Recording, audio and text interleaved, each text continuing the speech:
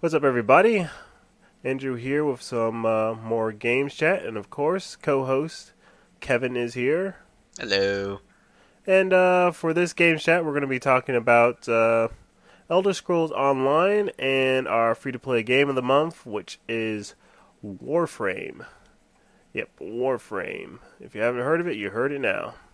We're going to talk a little bit about that as well, but our main interest here is our thoughts on Elder Scrolls Online, and I guess I'll kick this one off first here. And when it was announced, I kind of was resistant to it, because what they showed and the way they explained it really kind of left me going, ew, not the Elder Scrolls I've come to know and love. They could have done a better job presenting this game out the gate. They've been kind of picking up the slack now, which is great, but other than that, you know, I wasn't really too impressed at the get-go. Kevin? Yeah, originally, because the way I originally saw it is I saw it as pretty much a WoW clone. It was just, you know, 1 through 0. You know, use your special abilities. You had a custom, or you had a certain class that you played. It just didn't really seem like anything Elder Scrolls related. It just seemed like a prettier WoW, pretty much, with the WoW the Elder Scrolls universe. Yeah. But looking at it now, it does look a lot more refined because it uses Skyrim's combat, which is nice. And and it took them like a month to really kind of explain that to be the case. A month after the first reveal, which I think was in Game Informer, and then a month later they actually put out a trailer video, which you're probably seeing right now. If you're not staring at our ugly mugs, you're going to be seeing this video playing with the environments and everything. And that also goes to the still images you saw in Game Informer and what ended up on the internet. Like, the first thing I thought was, like, this looks like it's using the same engine for Star Wars The Old Republic, and it actually was using the same engine. But, like, after actually seeing this this gameplay trailer, when the devs were talking about some of the stuff, like, it looks quite a bit better when you actually see it in motion, and they've probably been polishing it up quite a bit, so that's also a good plus.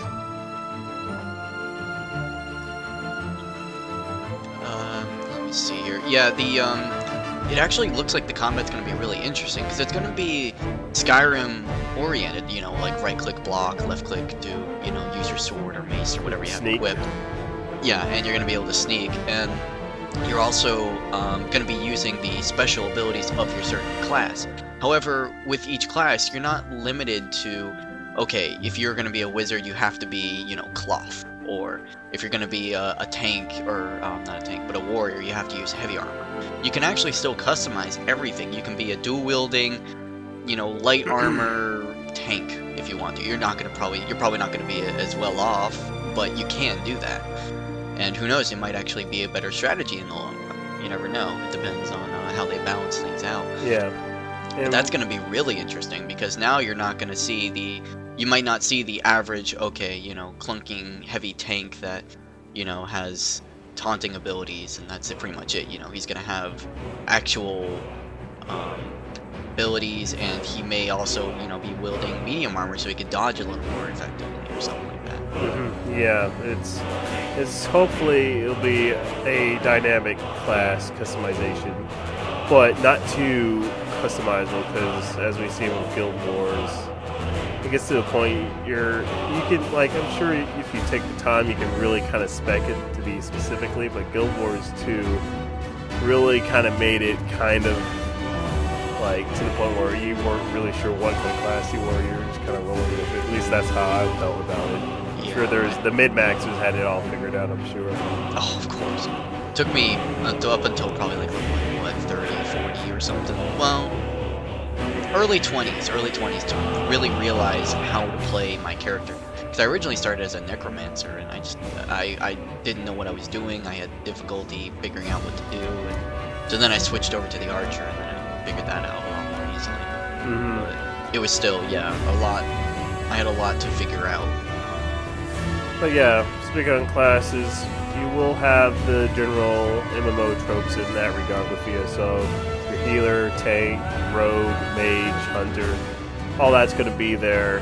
It's just like the leveling system is really what's going to change that. No real word on how crafting is going to work, but it will be in the game in some form. I believe they're actually going to reveal something hopefully in the coming months on how crafting is going to work out for them. Because I don't think they can do it exactly the way like Skyrim does it. That's not really going to work. But they can't, if they break too far out from the Elder Scrolls kind of feel for it, it might kind of get some backlash. But we'll see how they work that out.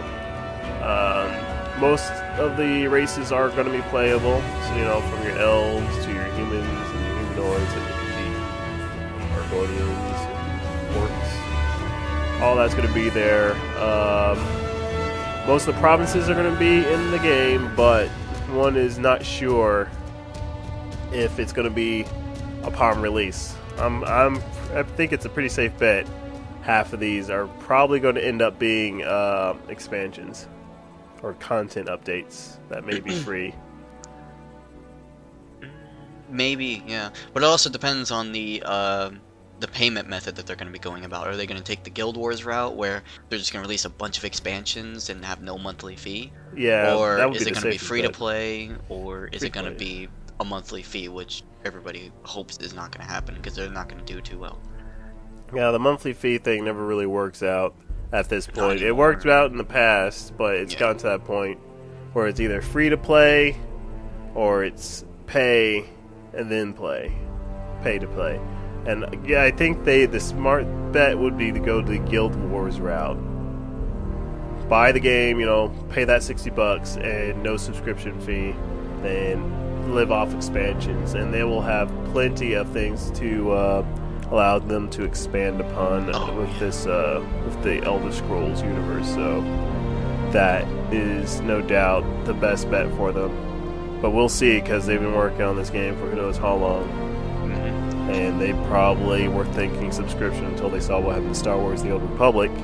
Yeah. And then they saw how failed Star Wars The Old Republic was when it converted over to free-to-play, which was the worst conversion to free-to-play I've ever seen. They should have followed the route of Lord of the Rings free-to-play style. They probably would have been a little bit better off. You have any more to say on Elder Scrolls Online? Yes, one thing I want to put in is the thing that's I'm both happy and worried about is their whole giant, massive server. Oh yeah, one server. You're not gonna have to select a server. Yeah, they really got to explain that, because what I'm getting from this is it's the multi-channeled server. Yeah. They'll put you into a channel where your friends are on, your guild's on, and they'll just they'll automatically delegate, you know, like your guild's all playing on this channel, so you're delegated there. So that is a bit concerning, because you lose a bit of the persistence of like running into a player again. You know, like, well, oh, I seen that guy. Really. Well, like, what they stated is pretty much how it works, and they said that it pretty much is at the beginning of the game when you create your character. You have to specify what you want to play with that character. For example, do you want to play PvE with 18 plus, and you know, and they also enjoy some PvP. You select those options. If you think about it, there's going to be who knows how many thousands of players are like, yeah, PvP, open PvP, right? And they can't shove all those guys onto one channel. Exactly, and that's how I'm wondering how the heck they're going to do that. Because in the end, like I said, you're fracturing the server. Instead of having, alright, you have this server, and this is the PvP server, and then you play on that, you'll have more persistence with who you see running around in your world. You'll run into the same people again. That's how, like Guild Wars, like, you run around, and it's like, you don't really run into the same guy again because there's multiple channels, as, you know, people get pushed into overflow channels and whatnot. Yeah. So, like, at least with a separate server that's dedicated to it, you know that guy's probably still on the server. This guild is on this server. Yeah. So well, also the part that worries me too is what if you select PvE and your buddy selects PvP? And, you know, it's like endgame content, you have different goals, but what about during the leveling process? Are you allowed to party up? If you party up, do you see the same people? Well, see, that's what I'm thinking. I'm thinking like, well, okay, your friends is this, and he's in PvE channel. So, he's like, you want to join your friend in PvE, or, you know, vice versa, you want to join your friend who's in PvP. Yeah. And, you know, and then, like, when you separate ways, you go back to your own respective channels. But, yeah, we'll see. I'm sure they're going to give more information on that. It's all basically speculation at this point. Yeah. So, that's pretty much it. All right. So, yeah, if you haven't signed up for the beta, please sign up for the beta. I mean, come on. If you haven't signed up by now... There's even a special meter on the right that tells you your chance of getting in, which is nice. Mine was above average. Okay, and we're going to close this out with Warframe, our free-to-play game of the month, by our, I mean, Clear Gaming blog. Game free-to-play of the month is going to be Warframe. Expect a post on that for the month's end on cleargaming.blogspot.com. And why don't you go ahead and kick off our little dialogue for this one?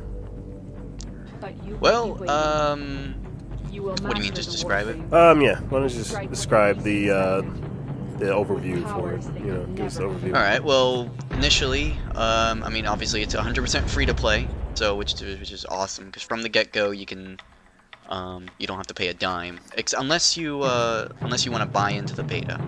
But anyways, yes, it's in beta stages right now. Open beta. You can purchase. Yeah, open. Well, kind of. Well, they've been putting out keys like crazy. You can probably still find a key if you're viewing this. So, but yeah, go ahead. Probably.